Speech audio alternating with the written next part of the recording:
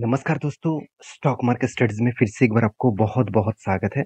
तो मैं आज आपके सामने फिर से कुछ इम्पोर्टेंस कंपनी का अपडेट लेके आया हूँ और इस वीडियो को ध्यान से देखना क्योंकि 2 कंपनीज़ के ऊपर एक अच्छा खासा बाइंग लेवल्स बना है और एज़ ए स्विंग ट्रेडिंग्स के लिए तो इस स्विंग ट्रेडिंग में खुद ले चुका हूँ और किस तरीके से लेवल्स बना है, वो मैं आपके साथ शेयर करूँगा। तो प्लीज़ इस वीडियो को कोई भी रिकमेंडेशन मत समझना। मैं आपको सारी चीज़ सिखाने के लिए और किस तरीके से टेक्निकली चार्ट पैटर्न्स को यूज़ करके आप काम कर सकते हैं, उसको सिखाने के लिए मैं ये सारी चीज़ आपके साथ शेयर कर रहा हूँ। तो प्लीज़ आपको किसी भी स्टॉक के ऊपर काम करना है, तो आपके रिस्क के हिसाब से, आपके कैपिटल के रिस्क के हिसाब से करिए और मेरा कैपिटल का रिस्क मैं जानता हूँ कितना लेना है, आपका कितना लेना है, तो आप उस हिसाब से काम करिए। तो वीडियो को शुरू करने से पहले मैं और एक रिक्वेस्ट करूंगा, चैनल को अभी तक जितने सारे दोस्त ने सब्सक्राइब नहीं किया तो जरूर कर लीजिए और जितने सारे दोस्त ने टेलीग्राम को ज्वाइन नहीं किया जरूर करिए क्योंकि टेलीग्राम में आपको सारे इन्फॉर्मेशन अपडेट पहले से ही मिलता रहेंगे। तो सबसे पहले मैं जिस कंपनी के बारे में बात करूँ उसका नाम है डिक्सन टेक्नोलॉजीज। आप सभी जानते हैं डिक्सन टेक्नोलॉजीज के बारे में। ये एक ऐसे कंपनी है जिसका मतलब फ्यूचर विजन बहुत क्लियर है। आप कहेंगे सर ऐसे बात क्यों है? क्योंकि एक टाइम में तो चाइना से इसका मतलब बिजनेस मतलब छूट गया था और चाइना जो इसके साथ डील कर रहा था वो डील कैंसिल हो गया था और इसीलिए डिक्सन टेक्नोलॉजीज के ऊपर लगातार लगातार गिरावट हुआ था। और फिर से इस तरीके से बातचीत आप क्यों कर रहे हैं? क्योंकि मैं पहले ही बोल चुका हूँ कि शाओमी जो चाइना के एक बहुत बड़ा ब्रांड है, उन्होंने क्या किया इसके साथ एक बिग डील किया कि शाओमी अभी इंडिया में आकर खुद का मोबाइल फ़ोन मैन्युफैक्चरिंग करेंगे और वो भी किसके माध्यम से? डिक्सन टेक्नोलॉजी के माध्यम से। तो डायरेक्टली फ़ायदा किसको होगा? डिक्सन टेक्नोलॉजी को ही होगा ना। तो इस न्यूज़ आने के बाद ही इस कंपनी के ऊपर एक बहुत धमाका परफॉर्मेंस देखने को मिला। कंपनी का तो फिर भी देखिए वैल्यूएशन के हिसाब से कंपनी मुझे बहुत हाई वैल्यूएशन देखने को मिला।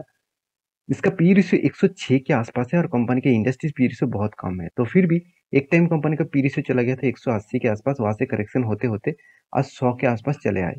तो कंपनी का करंट पी रेशियो कितना है? 98 के आसपास है। और कंपनी का जो पी रेशियो है उसके बारे में बात करें तो कंपनी का पी रेशियो कितना है?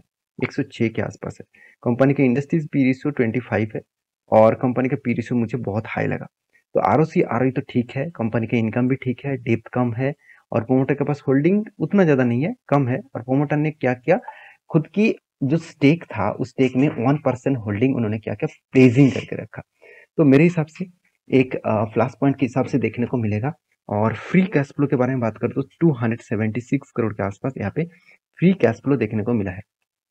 अर्निंग पर शेयर के बारे में बात करूँ तो 46 के आसपास अर्निंग पर शेयर है और डेट ऑफ स्टे के बारे में बात करूँ तो 51.4% के आसपास इसका डेट ऑफ स्टे देखने को मिला है। तो डेटोस डे क्या होते हैं वो मैं बहुत बार बोल चुका हूँ, फिर भी मैं आपको बता दूं कि यहाँ पे एक चीज नोटिस करेंगे, जो रेशियोज है डेटोस डे का, इस बार डेटोस डे देखने को मिला 51 के आसपास। अभी डेटोस डे का मतलब क्या आप समझ लीजिए कि कंपनी जब कोई प्रोडक्शन कर रहा है, उस प्रोडक्शन करने में जो टाइम लग रहा है उसको बोला जाता है इन्वेंटरी डेज। तो इन्वेंटरी डेज कंपनी को 32 डेज लग रहा है। उसके साथ साथ कंपनी का प्रोडक्शन करने के बाद जिसको वो माल बेच रहा है, उससे कंपनी का कितने दिनों में पैसा मिला है उसको बोला जाता है डेटोस डे। तो यहाँ पे कितना दिन है? 51 डेज। और डेज वेबल क्या किसको कहा जाता है? मान के चलिए मैंने मेरा बिजनेस है और मैं दूसरे कोई कंपनी से रॉ मटेरियल्स परचेज कर रहा हूँ। तो रॉ मटेरियल्स परचेज करने के बाद ही तो मैं मैन्युफैक्चरिंग कर पाऊंगा। तो जिससे मैं रॉ मटेरियल्स परचेज कर रहा हूँ उसको जितने टाइम में मैं पैसा उसको मतलब पेमेंट कर रहा हूँ उसको बोला जाता है डेज पेबल। तो उसमें कितना है? 81 डेज। सबसे अच्छी बात क्या है आप जानते हैं? इस तीनों सेक्टर सॉरी तीनों साइकिल्स जो कंप्लीट होते हैं उसमें कितना दिन लगता है? कैश साइकिल्स में देखा जाए तो सिर्फ 2 दिनों के अंदर कंपनी के हाथ में पैसा आ रहा है। तो मतलब पैसा नहीं आ रहा है, कैश साइकिल्स को वाइज घूमते जा रहे हैं। तो ये एक बेस्ट पॉइंट है मेरे हिसाब से। और उस पॉइंट का पॉइंट ऑफ व्यू से देखा है तो कंपनी में अपकमिंग कुछ ईयर्स में भी कुछ खास देखने को मिलेगा। कंपनी के क्वार्टरली रिजल्ट के बारे में बात करें तो कंपनी इस बार हाईएस्ट सेल्स को जनरेट किया और इस बार कंपनी का अच्छा खासा एक्सपेंस को भी कंपनी कंट्रोल में रखने के बाद कंपनी इस बार हाईएस्ट प्रॉफिट जनरेट किया। हाईएस्ट मतलब पिछले सालों की तुलना से कंपनी ने ज्यादा प्रॉफिट किया। ऐसे नहीं कि कंपनी पिछले क्वार्टर को बीट कर पाया, पिछले क्वार्टर को बीट नहीं कर पाया मगर पिछले साल को बीट कर पाया। कंपनी 67 करोड़ के आसपास प्रॉफिट जनरेट किया और इसी के चलते इन्वेस्टर भी इस कंपनी के ऊपर धीरे धीरे करके खुद का होल्डिंग्स को इंक्रीज किया। जैसे देखेंगे तो एफ के पास कितना 12% होल्डिंग्स था, वो बढ़ के हो चुके 15%। डीएस के पास कितना होल्डिंग्स था? 18% का होल्डिंग था, वो बढ़ के हो चुके 24%। और पब्लिक के पास जो होल्डिंग ज्यादा था वो होल्डिंग अभी कम हो चुके हैं। और प्रोमोटर ने भी 36% होल्डिंग रखे थे, आज 34% के आसपास होल्डिंग है। इसका मतलब हर कोई व्यक्ति इस कंपनी के ऊपर निवेश करना चाहते हैं। रही बात म्यूचुअल फंड वाले की, तो कंटिन्यूसली देखिए इस कंपनी के ऊपर बाइंग हो रहा था। लास्ट जून मंथ में सेल ऑफ हुआ और फिर से जुलाई मंथ में बाई हुआ। अभी इसी चीज को मैं चार्ट पैटर्न के हिसाब से देखूं तो ध्यान इस चीज को देना कि कंटिन्यूअसली यहाँ पे क्या हुआ, कंटिन्यूअसली यहाँ पे एक बाइंग ट्रेंड देखने को मिला, और सॉरी यहाँ पे एक मतलब शोल्डर बना, उसके बाद एक हेड बना, उसके बाद एक शोल्डर बना, और शोल्डर बनने के बाद यहाँ पे ब्रेकआउट भी हुआ इस कैंडल में, और यहाँ पे कंफर्मेशन भी हो गया। तो इस कैंडल ने कंफर्मेशन कर दिया और मैंने इस कैंडल के ऊपर एंट्री ले लिया, और मेरा टारगेट जो है वो बनेगा करीबन करीबन 6,680 रुपीज़ के आसपास। तो ऑलमोस्ट मुझे जो अगर टारगेट मिले तो 44% का टारगेट मिल सकता है। तो देखिए मेरा एंट्री है, और मुझे पता है कहाँ पे स्टॉप लॉस लेना है, कहाँ पे एंट्री लेना है। तो आपको मैं इस लेवल्स को इसीलिए दिखाया हूँ क्योंकि आप इसके ऊपर स्टडी करिए। ऐसे नहीं कि आपको मैं ये बता रहा हूँ कि कल जाके निवेश करिए। निवेश करना आपके हाथ में है, रिस्क लेना आपके हाथ में है। आप सीख कर काम करेंगे तो सब कुछ मिलेगा, ना सीख कर काम करेंगे तो आपको लॉसेस ही मिलेगा। तो देखिए यहाँ पे मैं नेक्स्ट जो कंपनी जिसके बारे में डिस्कस करूँ उसका नाम है कैंपस एक्टिववेयर। देखिए कैंपस एक्टिववेयर एक मतलब फुटवेयर इंडस्ट्रीज में बिलोंग करने वाला कंपनी है, और एक सेक्टर में देखा जाए तो जितने सारे कंपनीज है जैसे मेट्रो बैंड, उसके बाद देखिए रिलैक्सो, उसके बाद बाटा इंडिया, उसके बाद कैंपस एक्टिववेयर। तो आप कहेंगे सर मेट्रो बैंड में ऐसे क्या हो गया जो नंबर 1 है? तो मेट्रो बैंड के ऊपर आपको अगर वीडियो चाहिए तो मुझे कमेंट्स करिए, मैं मेट्रो बैंड के ऊपर भी आपको वीडियो बना के दूंगा। तो कैंपस एक्टिववेयर इंडिया के फोर्थ लार्जेस्ट फुटवेयर कंपनी है। तो इस कंपनी की एक खासियत मुझे पॉजिटिव में लगा, वो मैं आपके साथ शेयर करूँ तो कंपनी के देखिए आरओसी आरओई बेस्ड है, और कंपनी के जो कर्जा है वो भी कर्जा देखा जाए तो ज़्यादा ही है, क्योंकि 0.50 के नीचे अगर कोई भी कंपनी का कर्जा नहीं है तो मैं इस कंपनी को ज़्यादा बोलता हूँ। तो कंपनी का एनुअल इनकम 117 करोड़ के आसपास है, क्योंकि कंपनी 9,000 करोड़ के आसपास मार्केट कैप है। कंपनी का पी रेशियो मुझे हाई लगा इंडस्ट्रीज पी रेशियो से, और कितना हाई है वो आपको यहाँ पे दिखाऊंगा। तो कंपनी का एक टाइम पी रेशियो चला गया था 340 के आसपास, और वहां से कंपनी गिर के कहाँ तक आ गया, कंपनी का अभी लो पी रेशियो है 78। एवरेज पी रेशियो 5 साल के एवरेज पी रेशियो निकल कर आ रहा है 104 के आसपास। इसका मतलब पी रेशियो में यहाँ पे कुछ ज्यादा करेक्शन हुआ है, ऑब्वियसली अंडर वैल्यूड कंपनी बोल सकते हैं। तो कंपनीज के जो क्वार्टरली रिजल्ट है उसके बारे में बात करें तो कंपनी पिछले साल में 338 करोड़ का सेल्स किए थे, वो या इस बार बढ़ के हो चुके 354 करोड़। और उसी तरीके से एक्सपेंस को मैं दिखा दूं तो एक्सपेंस भी कंपनी कंट्रोल में रखे है, उसके बाद कंपनी ने अच्छा खासा प्रॉफिट भी जनरेट किया, और प्रॉफिट कितना है 31 करोड़ से बढ़ के हो चुके कितना 31 करोड़, बड़ा नहीं, सेम टू सेम है। तो फिर भी इस कंपनी में पॉजिटिविटी देखने को मिला है, यही खासियत है। छोटा सा कंपनी है, बड़ा होने का तो कैपेबिलिटी है। देखिए आज हर लोगों के पास पैसा धीरे धीरे करके बन रहा है, पर कैपिटल इनकम भी बढ़ रहा है। तो सोचिए लोगों के पास इनकम बढ़ेंगे तो लोग लग्जरीज प्रोडक्ट के ऊपर ज़्यादा ध्यान देंगे, और लाइफस्टाइल के ऊपर ध्यान देंगे। तो लाइफस्टाइल मतलब ड्रेसेस हो गया, जूते हो गया, और उसके बाद वॉचेस, और भी बहुत सारे प्रोडक्ट हो सकते हैं जो लाइफस्टाइल के लिए यूज़ किया जाता है, वो खरीदते भी है। तो इसलिए इस तरीके से कंपनी का ग्रोथ होने का चांसेस बहुत ज़्यादा है। अभी रही बात इस कंपनी के कैश फ्लो का, तो मुझे कैश फ्लो में कुछ इस तरीके से परफॉर्मेंस देखने को मिला। तो कंपनी इस बार 69 करोड़ के आसपास फिक्स एसेट को परचेज किया, और उस हिसाब से देखा जाए तो कंपनी का जो बोरिंग्स है वो कंपनी इस बार कर्जा कितना लिया। देखिए पहले कंपनी बहुत ज्यादा कर्जा लिया था, और उस हिसाब से कंपनी रीपेमेंट भी कर दिया उसको। जितना कर्जा लिया उतना रीपेमेंट किया, इस बार भी जितना कर्जा लिया उतना ही पैसे के आसपास रीपेमेंट भी कर दिया। 57 करोड़ के आसपास कर्जा लिया, 51 करोड़ के आसपास कर्जे कर्जे को रीपेमेंट किया। तो कहने का मतलब है कंपनी मैनेजमेंट बहुत स्ट्रांग है, खुद को किस तरीके से रिप्रेजेंट करना है वो जानते हैं। तो कंपनी को रिजर्व जो है उसी तरीके से कंपनी का कर्जा भी देखिए उसी के आसपास है, मगर कंपनी का एसेट लगातार बढ़ते जा रहे हैं। और कंपनी कर्जा इस बार किस लिए लिया आप देखेंगे तो 177 करोड़ के आसपास कंपनी को ट्रेड मिला, मतलब प्रोजेक्ट मिला, और उस हिसाब से देखा तो कंपनी को जो ट्रेड पेबल्स करना है 200 करोड़ के आसपास। तो 200 वहाँ पे 170 करोड़ के आसपास, तो इसीलिए कंपनी का नेट प्रॉफिट उतना ज़्यादा नहीं है, तो इसलिए कर्जा लेना पड़ा।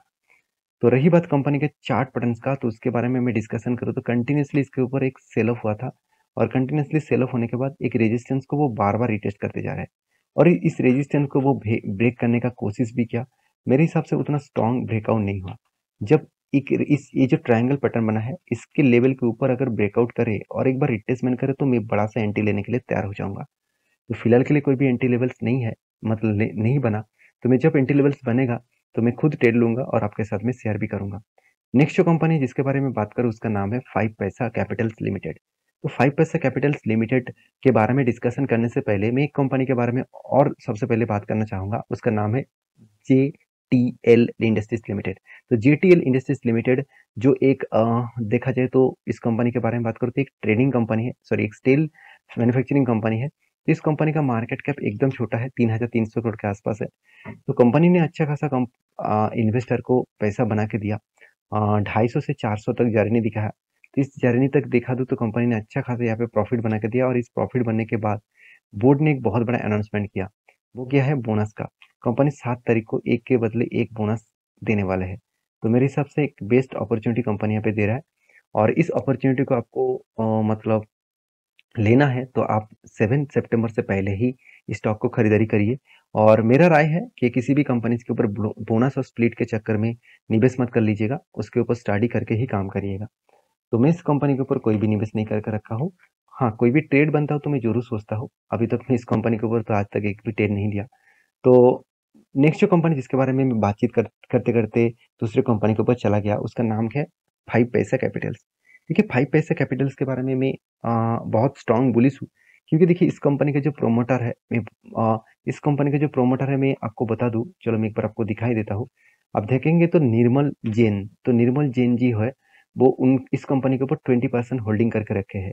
तो सिर्फ उनका इस कंपनी के ऊपर होल्डिंग्स नहीं है, उनके पास आईआईएफएल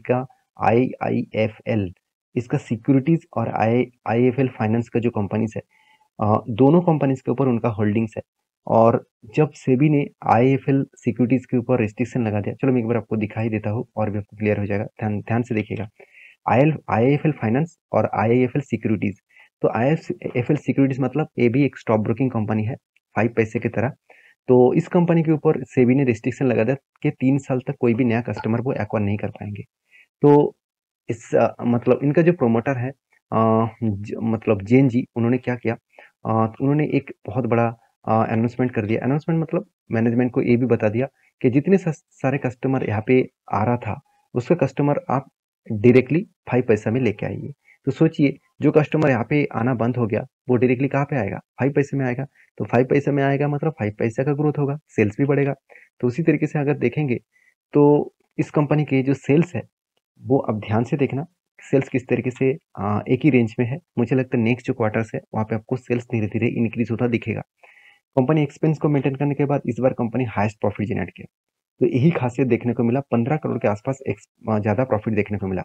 आप कहेंगे सर कंपनी का सेल्स तो ठीक ठाक था, एक ही रेंज में था, तो कंपनी का प्रॉफिट इस बार ज्यादा क्यों हो गया? वो सब कुछ छुपे हुए है एक्सपेंस में।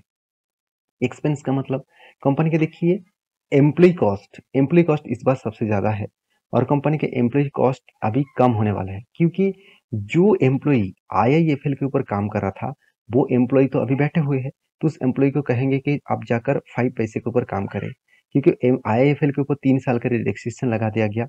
3 साल तक वो नया कस्टमर एक्वायर नहीं कर पाएंगे। तो जो लोग आईआईएफएल के लिए, आईआईएफएल सिक्योरिटीज के लिए कस्टमर एक्वायर कर रहे थे, वो अभी 5 पैसे के लिए कस्टमर ढूंढेंगे।